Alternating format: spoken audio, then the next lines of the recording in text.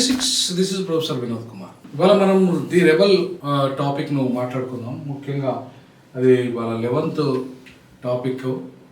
దాంట్లో అసలు యాక్చువల్గా ఈ అంశము స్టార్టింగ్ రోజే మాట్లాడాల్సి ఉండేది, కొంత ఆలస్యం జరిగింది. బట్ ఆధునిక బానిసత్వంపై తిరుగుబాటే ది రెబల్. అసలు రెబల్ని నేను ఎందుకు ఇవాళ స్టార్ట్ చేయాలనుకున్నా, నా ఆత్మకథను ఎందుకు ఒక ఎపిసోడ్స్ వారిగా మీ ముందు ఉంచాలనుకుంటున్నా అంటే, ఇవాళ బానిసత్వం అనేది చాలా కీలక భూమిక పోషిస్తుంది. రాజకీయ బానిసత్వమైన, ఆర్థిక బానిసత్వమైన, సామాజిక బానిసత్వమైన, సాంస్కృతిక బానిసత్వమైన ఇవాళ ప్రజల్ని భయకంపితులు చేస్తుంది. ముఖ్యంగా మనిషి భయంలో ఉండడానికి కారణం ఏంటంటే బానిసత్వం. సో మన మైండ్లోనే బానిసత్వం ఉంది. నువ్వు ఒంటరాని వాడు అనే బానిసత్వం, నువ్వు తక్కువ వాడు అనే బానిసత్వం, అలాగే నేను మహిళను అనే బానిసత్వం, అలాగే నేను నల్లవాణ్ణి అనే బానిసత్వం, నేను పేదవాణ్ణి అనే బానిసత్వం, నేను ఇలా అనేక రకాల బానిసత్వం ద్వారా మనం భయంలోకి నెట్టబడుతున్నాం. సో ఈ బానిసత్వమే మనల్ని భయంలోకి నెట్టేస్తుంది. ఇవాళ ఒక బిచ్చగాడు స్వేచ్ఛగా అడుక్క తిని బతుకుతున్నాడు. ఇవాళ ఆయనకి ఎక్కడ కూడా ఎలాంటి భయం లేకుండా ఎక్కడైనా పడుకుంటున్నాడు, ఏడైనా ఏ అరుగు మీదైనా పడుకుంటున్నాడు, ఎక్కడ ఎవరు పోయితో పెడితే తిని పడుకుంటున్నాడు, హాయిగా నిద్రపోతున్నాడు. కానీ నిద్ర లేని వాడెవరు అంటే, ఎవడైతే బాగా డబ్బు సంపాదించిన వాడు ఉంటాడు, భయంలో ఉంటాడు. అట్లాగే ఎవడైతే క్రిమినల్ ఉంటాడో వాడు భయంలో ఉంటాడు. వాళ్ళ బానిసత్వం అనే భయము ఈ క్రిమినల్ బానిసత్వం కంటే ప్రమాదకరం. క్రిమినల్ నేరస్తుడు ఎట్లా భయపడాల్సిందే సమాజంలో, అలాగే డబ్బు విపరీతంగా దోపిడీ చేసి సంపాదించుకుంటే భయపడాల్సిందే. ఎవరు దోసుకపోతారో డబ్బు, లేదంటే ఇన్కమ్ ట్యాక్స్, ఈడీ, ఇవన్నీ కూడా యాంటీ కరప్షన్ ఇవన్నీ కూడా ఉంటాయి.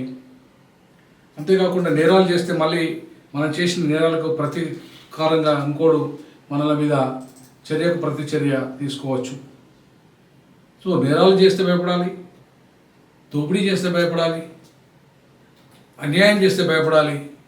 కానీ ఏ సమాజము అణచివేతకు గురవుతున్నదో, ఏ సమాజం ఇవాళ పీడిత సమాజంగా ఉంటుందో, ఏ సమాజం పేదరికంలో ఉంటుందో, ఏ సమాజం నిరంతరము అంటరానితనానికి, అణచివేతకు, అన్యాయాలకు గురవుతుందో, ఏ సమాజం నల్లవాడుగా ఇవాళ మొత్తం ప్రపంచంలో ఉన్న నల్ల జాతినంతా కూడా ఇవాళ అసహించుకుంటుందో, ఏ సమాజంలో మహిళలు ఇవాళ 2వ తరగతి శ్రేణులుగా వాళ్ళు కింది తరగతిగా చూడబడుతున్నారో, ఏ సమాజంలో పీడితులు, వివిధ వర్గాలు, వివిధ జాతులు, ఇవాళ ఆదివాసీలు, దళితులు, అంటరాని కులాలు, ఇవాళ ఓబీసీలు, మైనార్టీలు, మహిళలు, ఇలా ప్రపంచవ్యాప్తంగా ఉన్న ఈ వర్గాలన్నీ కూడా ఇవాళ బానిసత్వంలో ఉన్నాయి. కాబట్టి వాళ్ళకు విముక్తి లేకుండా,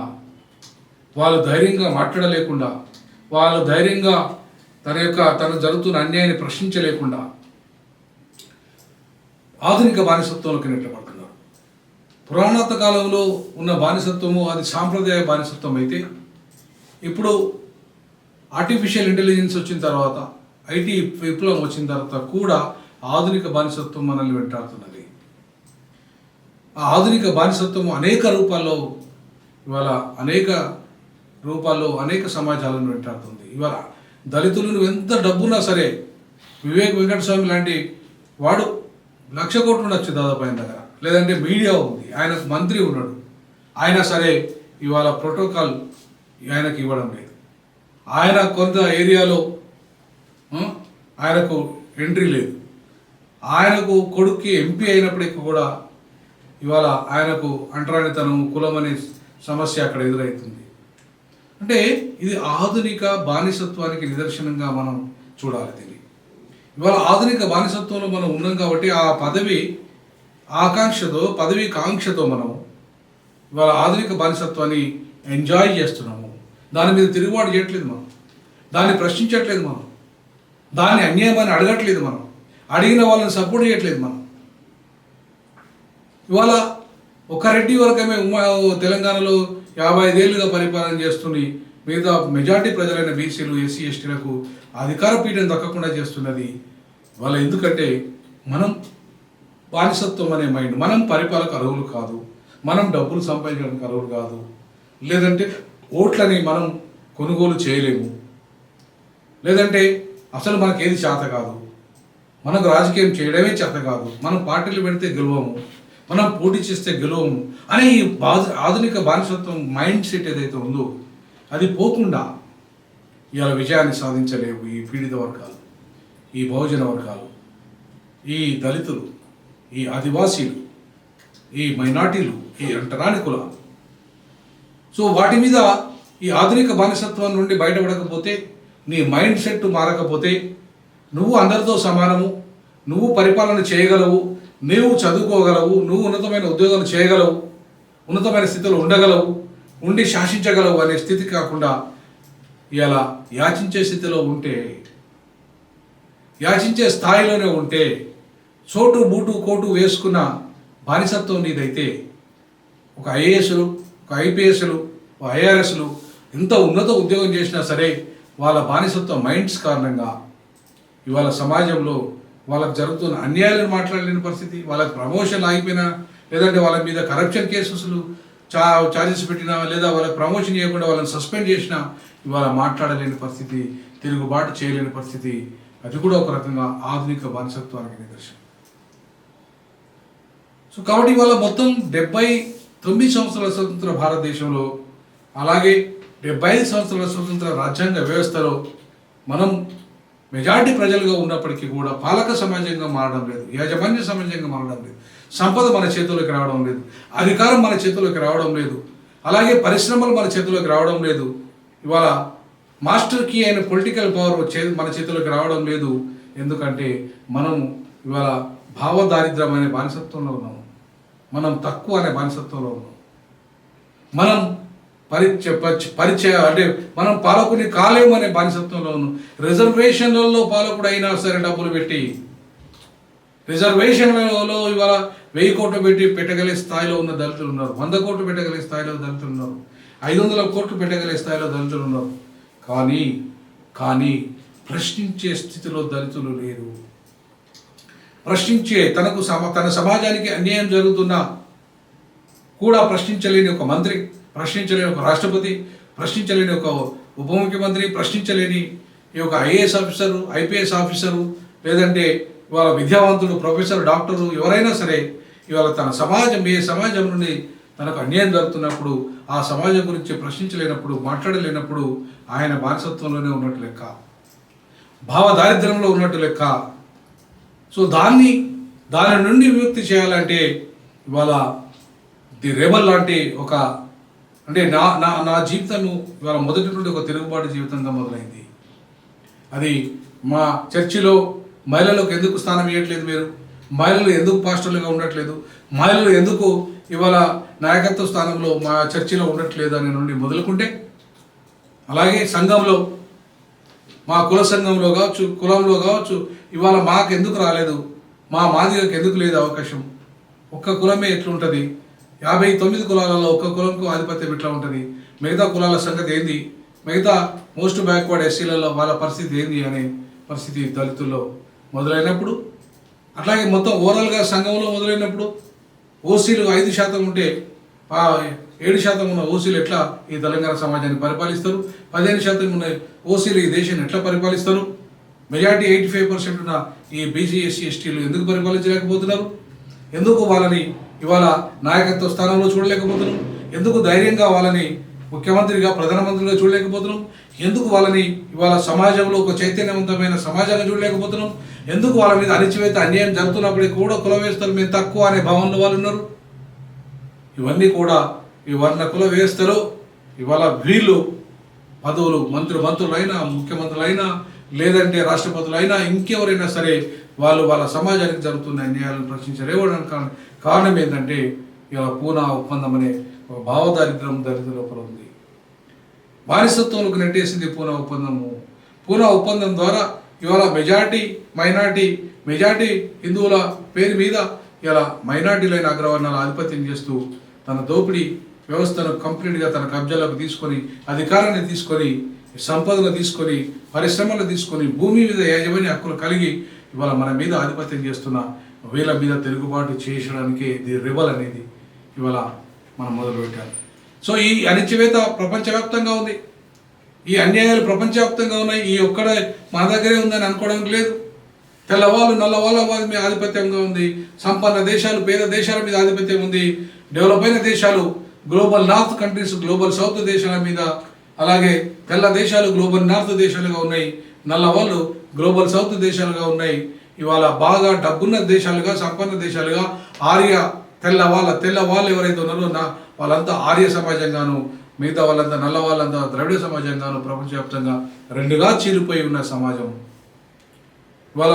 అంతేకాకుండా ఇవాళ స్త్రీ పురుషుల మధ్య కూడా పురుషులది ఆధిపత్యం అన్ని రంగాల్లో, స్త్రీలది అణిచివేత అన్ని రంగాల్లో ఇవాళ ప్రపంచవ్యాప్తంగా ఉంది.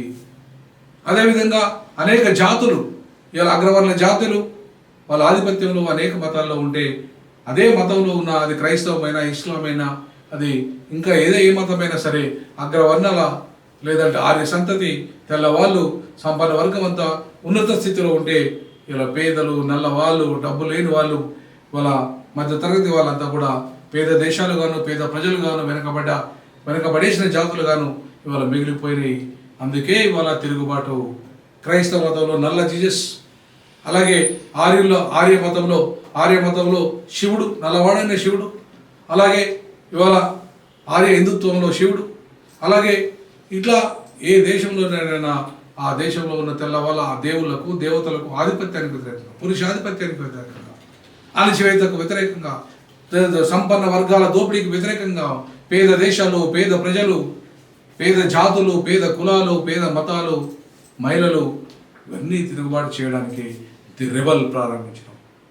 ది రెబల్ నా ఆత్మకథలో జీవించిన జరిగిన సంఘటనల ఆధారంగా ఇవాళ ప్రపంచవ్యాప్తంగా జరుగుతున్న పరిణామాల ఆధారంగా ఈ బానిసత్వంలో ఉన్న ఈ సమాజాన్ని ఈ ప్రపంచాన్ని మార్చేదానికే ది రెబల్ అనేది ఇవాళ మొదలుపెట్టాము. అందుకే ఇవాళ ఈ ఆధునిక బానిసత్వంపై తిరుగుబాటు చేయాల్సిన అవసరం ఉందనే విషయాన్ని ఇవాళ మన ఆర్పిఐ పార్టీ ద్వారా బాబాసాహెబ్ అంబేద్కర్ వారసునిగా, అలాగే మీరు ప్రపంచంలో చూసుకుంటే ఇవాళ నల్లవాళ్ళ భావదరిద్రాన్ని ఇవాళ పారదోలడానికి అనేక మంది త్యాగాలు చేస్తుంటే దానిలో ఒక అద్భుతమైన సిద్ధాంతకర్త బయలుదేరాడు ప్రొఫెసర్ డు బూయస్.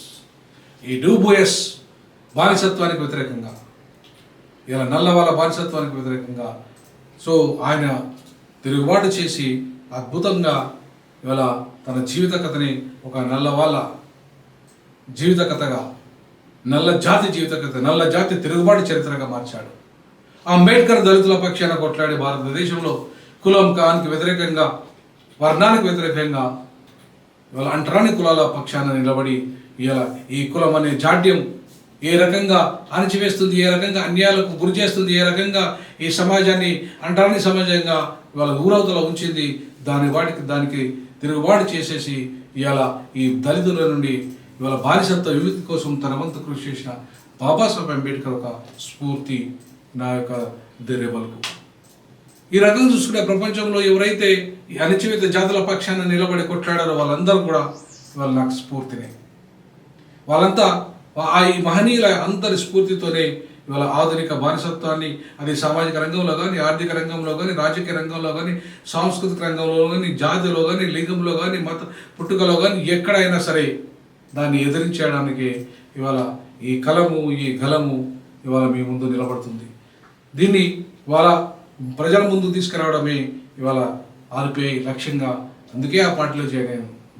ఊరికే బానిసగా ఉండడానికి కాదు, దారిద్ర్యంలో ఉండడానికి కాదు. ఈ సమాజంలో D6 డీజాక్ ఏర్పాటు చేసింది, ఆర్పిఐ ఏర్పాటు చేసింది. తప్పకుండా ఈ ఆధునిక బానిసత్వంపై తిరుగుబాటు చేయడం లక్ష్యంగా, అది రాజకీయ బానిసత్వమైనా, అది సామాజిక బానిసత్వమైనా, అది సాంస్కృతిక బానిసత్వమైనా, అది ఆర్థిక బానిసత్వమైనా, అది ఏ రకమైన బానిసత్వమైనా దాని మీద తిరుగుబాటే ది రెబల్.